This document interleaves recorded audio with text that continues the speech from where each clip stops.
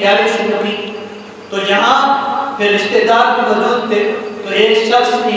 قریش کے نام خط لکھا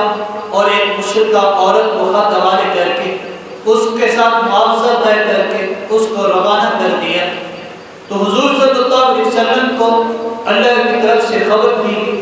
تو پیارے محبوب علیہ السلام نے حضرت علی اور مرتضیٰ 3 صحابہ پر مشتمل ایک قافلہ روانہ کیا کہ فلاں مقام پر ایک مشرکہ عورت جا رہی ہے، اس کے پاس قریش کے نام ایک خط ہے اور اس کو جا کے وہ خط لے کر واپس آؤ۔ تو حضرت علی اور مرتضیٰ اپنے دونوں ساتھیوں کے ساتھ روانہ ہوئے۔ جس مقام پر میرے محبوب نے بتایا تھا اسی مقام پر وہ عورت ملی۔ حالانکہ سفر تھا، آگے پیچھے بھی ہو سکتا تھا، یہ میرے محبوب کا علم تھا۔ میرے محبوب جانتے تھے کہ اگر وہ سفر بھی کرے گی تو وہاں تک پہنچے گی، میرے صحابہ اس مقام تک اس کو پکڑ لیں گے، اس تک پہنچیں گے۔ تو حضرت علی کرم اللہ وجہ کریم وہاں پہنچے، وہ عورت وہاں مل گئی جس جگہ میرے محبوب نے بتایا تھا۔ اس عورت سے پوچھا کہ وہ خط کہاں ہے؟ اس عورت نے کہا میرے پاس خط تو نہیں ہے۔ اس کے سامان کی تلاشی لی گئی تو خط کہیں بھی نہ ملا، لیکن حضرت علی مرتضیٰ کو یقین تھا کہ خط ضرور اس کے پاس ہے، تو دھمکی دی کہ آپ کا اگر پجامہ بھی اتارنا پڑا تو ہم آپ سے خط نکال کر ہی جائیں گے۔ جب یہ دھمکی دی گئی تو اس نے اپنے بالوں میں سلا و خط نکالا اور حضرت علی کے حوالے کر دیا۔ حضرت علی کرم اللہ وجہ کریم نے وہاں تاریخی جملہ کہا اللہ کی قسم مجھے یقین تھا کہ میرے محبوب نے سچ فرمایا ہے کہ اس عورت کے پاس خط ضرور ہوگا۔ جب یقین اس طرح کے ہو جائے تو پھر معاملات اس طرح آسان ہو جاتی ہیں، کام اتنے آسان ہو جاتے ہیں کہ جہاں کی مشکل کوئی کی جاتی ہے وہیں عورتیں بھی ملتی ہیں، وہیں سے خط بھی ملتے ہیں۔ لیکن آج ہم روزانہ اللہ کا قرآن بھی سنتے ہیں اور اللہ کے محبوب کا فرمان بھی سنتے ہیں کہ یار میرے محبوب نے ہمارے لیے یہ بتایا ہے کہ تم اچھے اعمال کرو گے تو جنت کے حقدار بن جاؤ گے، تم اللہ اور اللہ کے رسول کی محبت دل میں بسا دو گے تو تم جنت کے حقدار بن جاؤ گے، تم برائیوں کو چھوڑ دو گے تو نیک بن جاؤ گے، متقی اور پرہیزگار بن جاؤ گے، انعام اور نعمتوں کے حقدار بن جاؤ گے۔ یقین کے ساتھ ہم سن تو لیتے ہیں لیکن ہمارا ایمان جو کمزور ہے، ہمارا یقین جو کمزور ہے تو ہم اس پر عمل پورا نہیں کرتے۔ جب عمل نہیں کرتے پھر ہم وہ نتیجہ حاصل نہیں کر سکتے جو ایمان کا نتیجہ نکلنا تھا ہمارے عمل کے ساتھ، تو پھر ہم اس سے محروم رہ جاتے ہیں۔ یا یقین کی بات تو یہ ہے کہ میرے محبوب فرماتے اگر تم غزووں میں شریک ہو جاؤ، تم جنگ میں شریک ہو جاؤ تو تمہارے لیے جنت منتظر ہے، جنت کے دروازے تمہارے لیے کھول دیے جائیں گے۔ تو پھر یار چشم فلک نے یہ بھی نظارہ دیکھا، آج دنیا کے لیے تو ہم قرآن اندازی کرتے ہیں، آج مال و دولت کے لیے تو ہم قرآن اندازی کرتے ہیں، آج کوٹھی بنگلے کے لیے تو ہم قرآن ڈالتے ہیں، آج ہم جائیداد زمین کے لیے تو ہم قرآن ڈالتے ہیں کہ فلاں کا حصہ کس کے حصے میں آتا ہے، باپ کی وراثت میں یہ بنگلہ کس کے حصے میں آتا ہے، پورا ڈال دو، اختلاف ہو جائے تو پھر ہم مال و دولت کے لیے، دنیا داری کے لیے، جائیداد کے لیے، وراثت کے لیے تو پورے ڈالتے ہوئے دیکھے ہیں۔ کبھی ایسا بھی دیکھا ہے کہ یار کوئی اپنی زندگی کا پورا ڈال رہا ہو، زندگی کے لیے، موت کے لیے پورا ڈال رہا ہو کہ یار باپ کہے میں مرنا چاہتا ہوں، بیٹا کہے نہیں میں مرنا چاہتا ہوں، تو پھر یہ دو چشم فلک میں بدر کے مقام سے پہلے یہ منظر نہیں دیکھا تھا جب حضور صلی اللہ علیہ وسلم نے اعلان فرمایا کہ چلو یقین کے ساتھ جنت کی طرف بڑھو، اس جنت کی طرف جس کی وسعت زمین و آسمان سے بھی زیادہ ہے، اس میں سارے زمین و آسمان سما جائے۔ تو حضرت خیثمہ رضی اللہ تعالی عنہ میرے محبوب کی بارگاہ میں حاضر ہوئے۔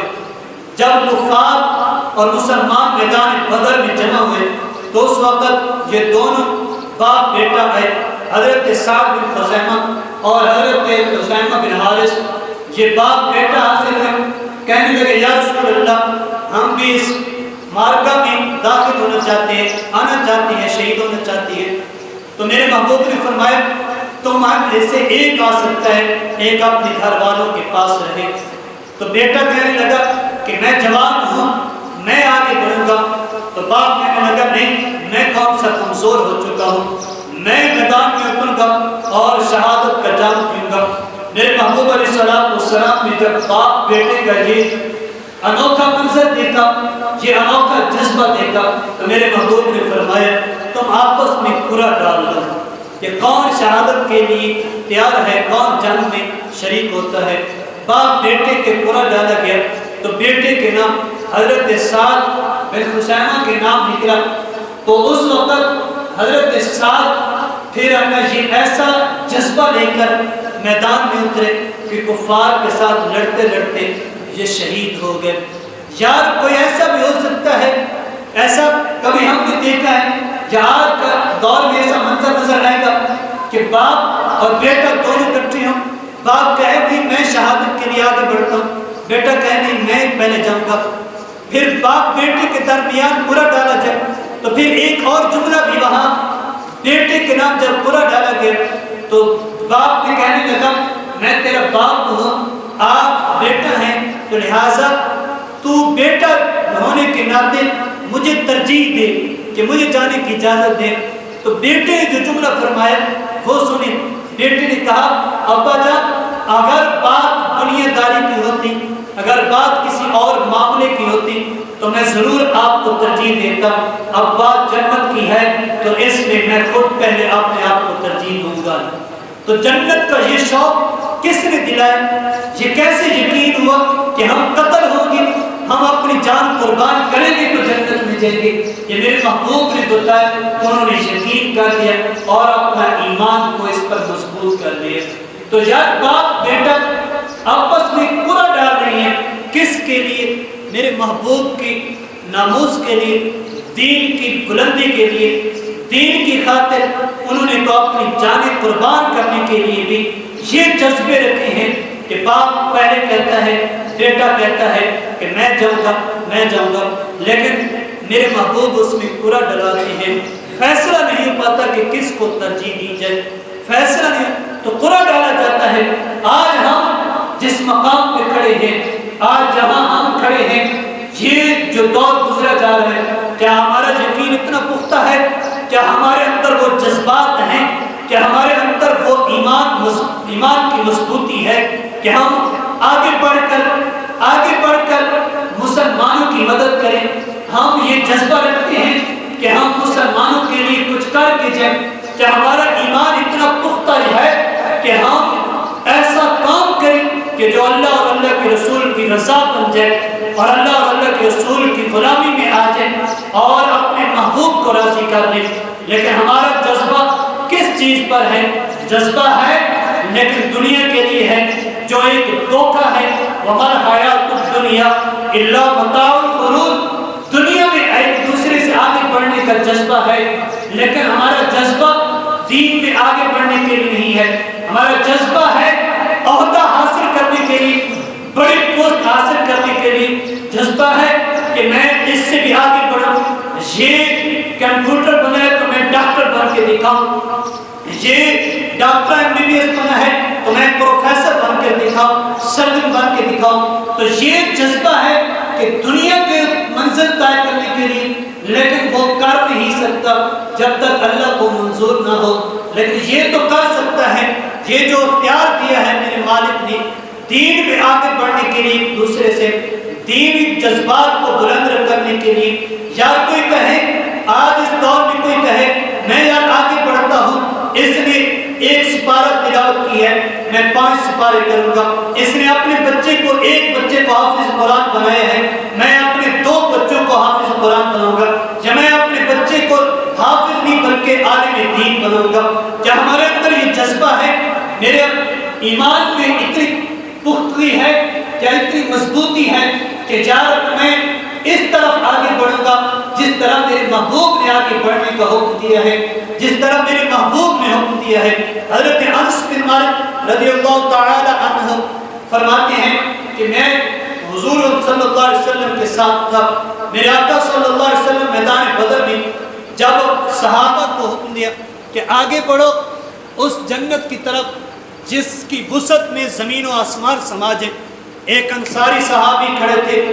اس حضرت عمیر بن حمام رضی اللہ تعالی عنہ وہ کھڑے تھے، میرے محبوب کے قریب آئے اور کہا یا رسول اللہ صلی اللہ علیہ وسلم کیا جنت اتنی بڑی ہے کہ اس میں زمین و آسمان سما جائیں گے؟ میرے محبوب صلی اللہ علیہ وسلم نے فرمایا ہاں عمیر سما جائیں گے۔ تو کہنے لگا واہ واہ کیا بخت بلند ہے۔ تو میرے محبوب علیہ السلام نے اس کے ایمانی جذبے کو ظاہر کرنے کے لیے کہا اے عمیر تو نے یہ الفاظ کیسے کہے؟ تو پھر حضرت عمیر نے کہا یا رسول اللہ مجھے اللہ کی قسم ہے میں نے اس لیے کہا کہ میں بھی اہل جنت میں سے ہو جاؤں، میں بھی اہل جنت میں سے ہو جاؤں۔ تو میرے محبوب نے فرمایا بے شک تو یقیناً جنت والوں میں سے ہے کہ تو جنتی ہے۔ تو پھر حضرت عمیر بن حمام کھڑے ہوئے اور اپنے ترکش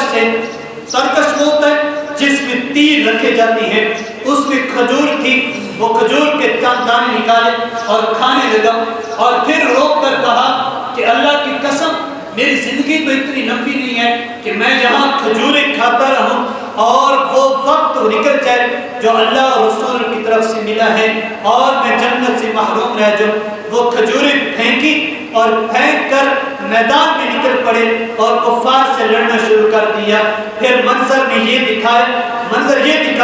کہ وہی سب سے پہلا شہید نکلا کہ جس نے میرے محبوب کی زبان مبارک سے جنت کی خوشخبری سنی اور جنت کی وسعت کو سنا، تو یہ جذبہ دل میں لے کر، یہ ایمان کی بلندی لے کر میدان میں نکلا۔ تو سب سے پہلا جو مسلمانوں کی طرف سے شہید ہوا وہ حضرت عمیر بن حمام تھا،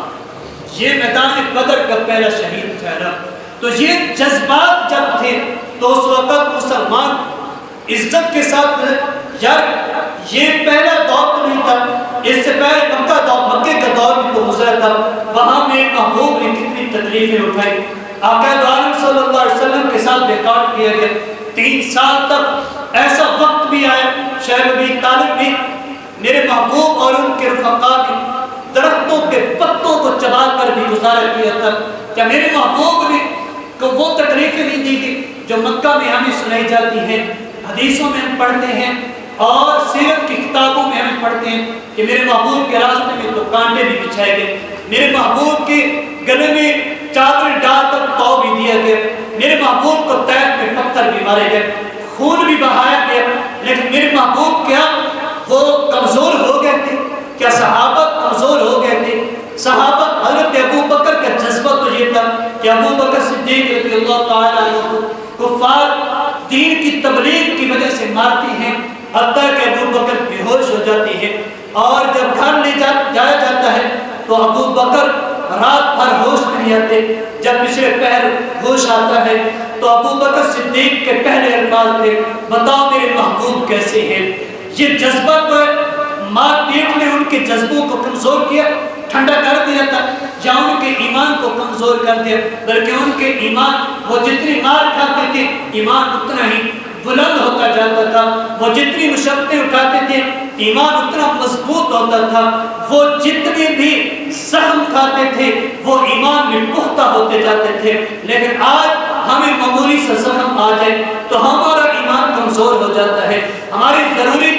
تھوڑی سی مشکل آ جائے مالی طور پر، جسمانی طور پر یا کاروباری طور پر ہماری کوئی مشکل آ جائے، ہمیں نقصان اٹھانا پڑ جائے تو ہم ہر طرح کوشش کرتے ہیں کہ اگر حرام طریقہ بھی اختیار کرنا پڑ جائے لیکن ہم نقصان نہ اٹھائیں، فائدہ حاصل کریں۔ لیکن ان کا جذبے تھے، ان کا مقام تھا کہ انہوں نے یہ کر کے دکھایا کہ ایسا زندگی گزاری کہ جو میرے محبوب نے بتا دیا اس پر آنکھیں بند کر کے وہ چل پڑے۔ پھر اللہ نے ایسا منظر بھی دکھایا کہ جو